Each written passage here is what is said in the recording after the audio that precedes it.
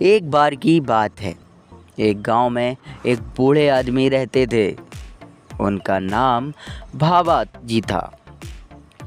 भाबा जी अकेले रहते थे और उनके पास एक छोटा सा खेत था जिसमें वे खेती करते थे।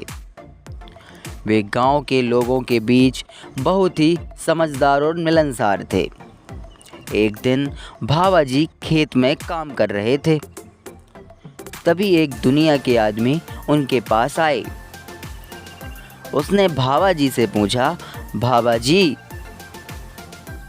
तुम इतने अकेले क्यों रहते हो? क्या तुम्हारे पास कोई परिवार नहीं है? भाबा जी ने उत्तर दिया, बेटा, मेरे पास परिवार था, परंतु वे सब चले गए हैं।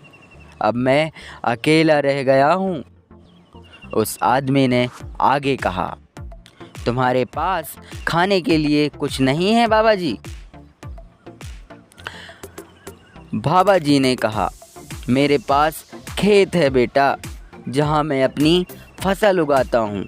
मुझे खाने की कभी कमी नहीं आई हुई है।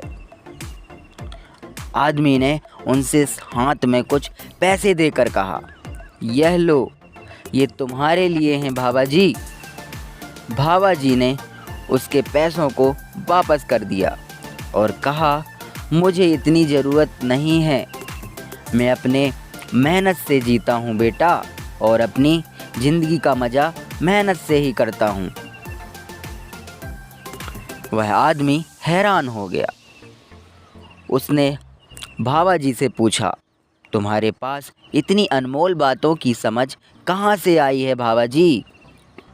भाबा जी ने मुस्कान के साथ उत्तर दिया, यह ज़िंदगी मुझे सिखाती है बेटा कि संगठन की आवश्यकता है, ना ही धन की। धन तो आता जाता रहता है बेटा,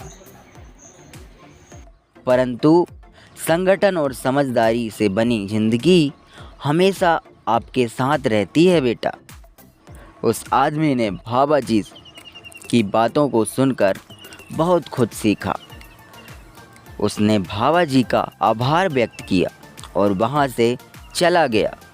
भाबा जी ने फिर खेत में काम करना जारी रखा। उनकी आदत और उनकी समझ उन्हें हमेशा उनकी ज़िंदगी में सुख शांति देती रही।